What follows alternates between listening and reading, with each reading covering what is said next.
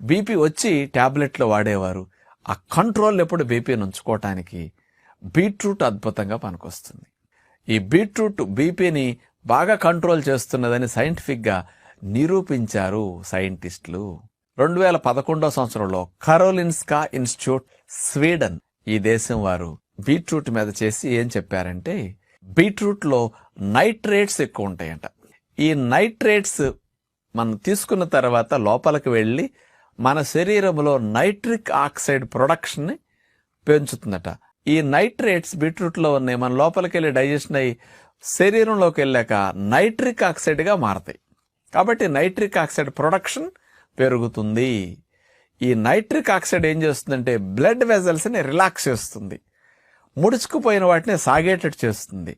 అందుకని బీట్రూట్ అనేది బీపీ ఉన్న వారికి చాలా మంచిది.